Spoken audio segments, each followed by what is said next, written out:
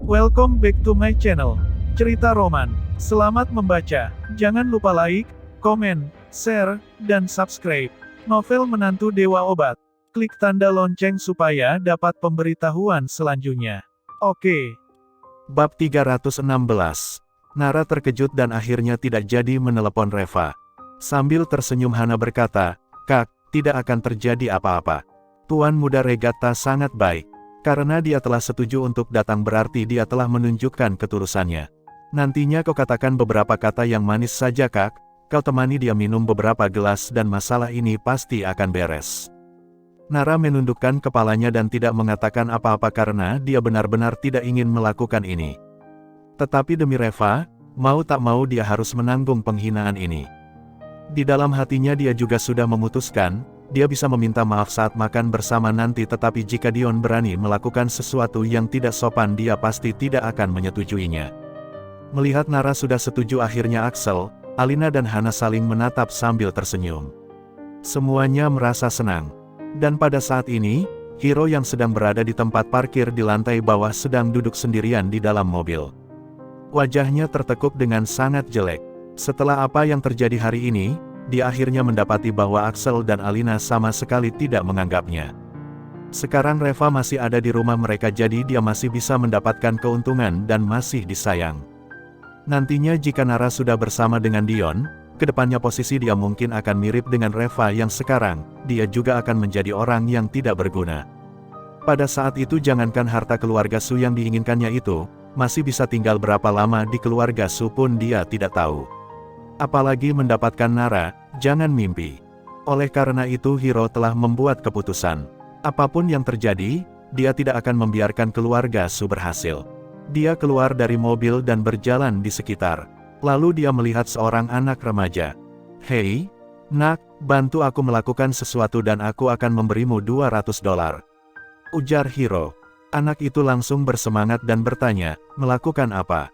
Hiro memberinya secarik kertas. "Kau telepon nomor ini untukku.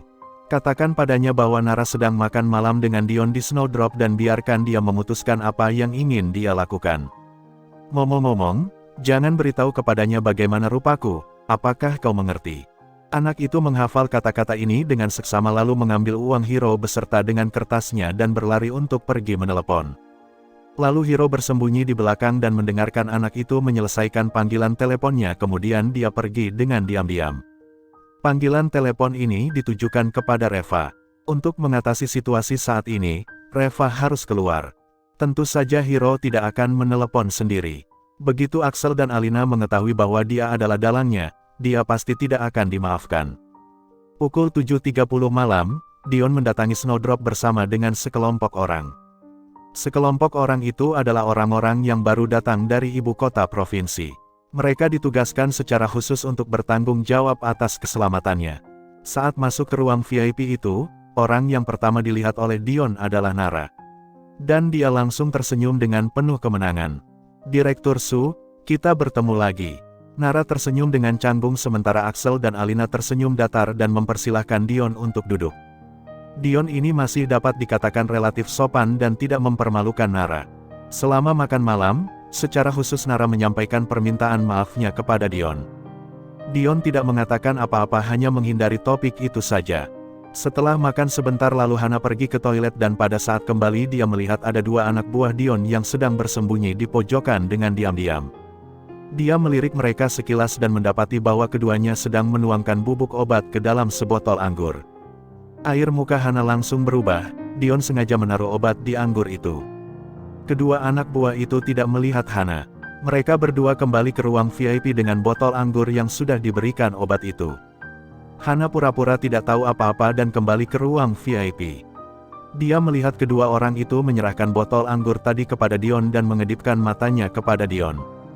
Sambil tertawa Dion memegang botol anggur itu dan berkata, "Direktur Su, karena kau telah meminta maaf secara pribadi maka aku juga harus menjaga martabatmu.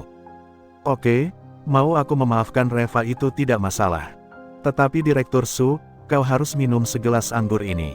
Sambil mengatakan itu Dion menuangkan segelas penuh anggur dalam botol itu lalu menyerahkannya kepada Nara. Jantung Hana hampir loncat keluar dari tenggorokannya. Apakah Dion sengaja menaruh obat itu untuk Nara? Jangan lupa like dan subscribe agar admin lebih semangat untuk menyajikan kontennya. Bab 317. Awalnya Hana ingin menghentikan Nara, tetapi setelah memikirkannya sebentar dia segera menghilangkan gagasan itu. Dion tidak mungkin menaruh racun, mungkin itu semacam obat perangsang dan sejenisnya. Tujuan dia memberikan obat itu sudah jelas, pasti dia ingin mendapatkan Nara. Sedangkan tujuan mereka datang ke sini malam ini kan memang untuk menjodohkan Dion dengan Nara. Melihat sifat dan perangai Nara, dia pasti tidak akan setuju. Dan akibatnya, rencana mereka pasti akan gagal lagi. Jika Dion menaruh obat di minuman Nara, maka dengan cepat rencana ini pasti akan terrealisasi. Dan pada saat itu nasi sudah menjadi bubur, Nara juga tidak dapat menyesalinya lagi. Dengan begitu, keluarga Su juga bisa memanjat sampai ke puncak piramida sosial itu, kan? Hana yang membayangkan akan hal ini tidak hanya membiarkan Nara meminum anggur itu tetapi juga bahkan mendorongnya untuk minum. Kak, karena Tuan Muda Regatta sudah berkata begitu, lebih baik kau minumlah segelas anggur ini. Tuan Muda Regatta sudah sangat baik mau mengampuni Reva, jadi kau harus menghargainya juga. Nara merasa tak berdaya, jadi mau tak mau dia mengambil gelas anggur itu lalu sambil menahan ketidaknyamanannya, dia minum anggur tersebut. Tiba-tiba Dion mencibir, di dalam gelas anggur itu ada bubuk Nirvana Fly yang telah dicampurkannya. Malam ini, Nara tidak akan bisa lari lagi. Tidak lama kemudian Nara merasa sedikit linglung dan tubuhnya terasa sangat panas setelah meminum segelas anggur itu. Melihat wajah Nara yang memerah, Dion langsung tahu bahwa efek obatnya sudah bereaksi. Dia segera bangkit dan sambil tersenyum berkata, sepertinya kita semua sudah cukup kenyang makan malamnya. Bagaimana kalau kita kembali ke hotel untuk melanjutkan pembicaraan? Axel dan Alina tidak tahu apa yang sedang terjadi. Mereka mengira ini adalah hal yang baik karena Dion mau mengajak mereka ke hotel dan melanjutkan pembicaraannya sehingga mereka berdua langsung setuju. Hana membantu Nara, lalu mereka pergi ke hotel tempat Dion menginap. Di dalam perjalanan, diam-diam Hana memberitahu Axel dan Alina tentang obat yang diberikan Dion. Saat mendengar kabar itu, keduanya sangat terkejut. Hana, kau tahu anggur itu sudah diberi obat, lalu mengapa kau tidak memperingatkan kakakmu? Alina bertanya dengan mendesak. Sambil tersenyum Hana berkata, Ma, untuk apa kau merasa cemas? Dion memberi obat kepada kakakku itu berarti dia sangat ingin mendapatkannya. Selain itu, jika mengikuti sifat dan perangai kakakku itu, Dion tidak akan bisa mendapatkannya jika tanpa menggunakan cara ini, ya kan? Aku pikir ini adalah hal yang baik. Ngomong-ngomong, kakak dan Reva kan belum menikah. Jadi kesuciannya itu akan diberikan kepada Dion. Jika nasi sudah menjadi bubur, mau tidak mau kakak juga harus menerima takdirnya. Kalau tidak menggunakan sedikit cara seperti ini, kakak pasti akan tetap bersama Reva. Lalu bagaimana caranya kita menyatukan mereka berdua? Axel dan Alina terdiam sejenak dan keduanya saling menatap. Meskipun apa yang dikatakan Hana itu ada benarnya, tetapi dalam hati mereka berdua merasa sangat tidak nyaman. Karena bagaimanapun juga ini adalah putri mereka. Saat masuk ke kamar Dion, Nara sudah dalam keadaan setengah sadar. Hana membantu Nara untuk berbaring di tempat tidur Dion lalu berjalan ke pintu dan sambil tersenyum berkata, Tuan Muda Regatta, lebih baik kau temani kakakku itu, kalian mengobrol berdua saja. Oke. Kita akan keluar dulu. Dion terbahak sambil melambaikan tangannya. Oke, kalau begitu kalian tunggu dulu di kamar sebelah. Hana tampak bahagia lalu menarik Axel dan Alina untuk pergi. Pa, Ma, mari kita pergi dan duduk sebentar. Biarkan Tuan Muda Regatta dan kakakku itu mengobrol berdua sebentar. Axel dan Alina merasa ragu-ragu untuk pergi tetapi Hana menarik mereka ke pintu. Bersamaan dengan ini, tiba-tiba terdengar teriakan dari dalam kamar itu dan itu adalah suara Nara. Wajah Axel dan Alina langsung berubah. Mereka berdua buru-buru berlari untuk membuka pintu dan mendapati ada 6 atau 7 pria yang berdiri di samping tempat tidur. Nara duduk di tempat tidur dengan ekspresi ngeri. Mantelnya sudah dirobek oleh seseorang. Sedangkan Dion, dia hanya duduk di sofa yang berada di samping dan menyesap anggur merah dengan perlahan. Axel tampak cemas, apa yang kalian lakukan? Dengan air mata yang menggenang di matanya, Nara berkata dengan suara gemetar, Pak, mereka ingin melakukan hal yang tidak senonoh kepadaku. Hana juga terkejut, Tuan Muda Regatta, Mengapa kau membiarkan mereka semua ada di sini? Jangan lupa like dan subscribe, agar admin lebih semangat untuk menyajikan kontennya. Bab 318. Dengan tidak sabar Dion melirik mereka dan berkata, "Bukankah aku sudah memberitahu kalian untuk menunggu di kamar sebelah? Siapa yang menyuruh kalian masuk ke sini? Pergi." Axel dan Alina langsung tercengang, mengapa sikap Dion tiba-tiba berubah. Hana yang cemas langsung berkata, "Tuan Muda Regatta, kita pasti ke kamar sebelah. Tetapi beberapa pria ini ada di sini semua, ini tidak pantas." Dion langsung berkata, "Mengapa tidak pantas?" Mata Hana melebar, pertanyaan macam apa ini? "Tuan Muda Regatta, kau dan kakakku, kalian berdua ada di sini. Mereka juga di sini, ini." Dion langsung mencibir, "Memangnya kenapa kalau mereka di sini, aku juga tidak akan membiarkan mereka semua menganggur. Aku adalah orang yang paling adil. Saudara-saudara yang ikut bersamaku ini pasti akan mendapatkan berkah yang aku dapatkan. Nara adalah gadis tercantik di kota Carson. Kalau hanya aku sendiri yang menikmatinya rasanya terlalu disia-siakan. Tentu saja aku harus membagikannya ke saudara-saudaraku ini." Para pria itu langsung tertawa terbahak-bahak. Axel dan Alina langsung panik. Perkembangan situasi seperti ini benar-benar di luar dugaan mereka. "Tuan Muda Regatta, bagaimana bisa kau melakukan hal seperti ini?" "Nara, dia adalah wanitamu," Alina berkata dengan mendesak. Dion langsung meludah, "Persetan, jangan membuat aku merasa jijik. Memangnya dia siapa, beraninya ingin menjadi wanita aku? Keparat, meskipun dia belum menikah pun, di mata aku dia hanyalah mainan bagiku.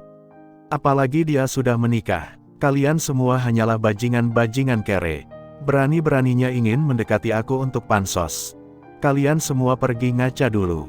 Ini merupakan suatu kehormatan baginya jika aku tertarik untuk bermain dengannya, ngerti nggak?" Axel dan Alina benar-benar tercengang. Pada saat ini mereka baru menyadari bahwa Dion menganggap Nara hanya sebagai mainan sejak awal. Untuk mendekati keluarga Regatta dan mendaki piramida sosial itu sama sekali tidak mungkin. Dan lucunya mereka malah menyerahkan putri mereka kepada Dion dengan kedua tangan mereka. Tiba-tiba Axel berdiri dan meraung, "Kalau begitu anggap saja kita buta karena tidak bisa mendaki piramida sosial itu. Seharusnya kita tidak boleh datang ke sini. Nara, ayo pergi." Seorang pria langsung menendang Axel ke lantai dan Dion menghampiri kemudian menginjak kepala Axel. "Dasar idiot, kau kira kau bisa keluar masuk seenaknya di sini? Biar ku beritahu kepadamu yang sebenarnya, segelas anggur yang diminum Nara tadi telah aku taruh bubuk Nirvana Fly di dalamnya. Hari ini, jika tidak ada pria yang melayaninya dia pasti akan memilih untuk mati.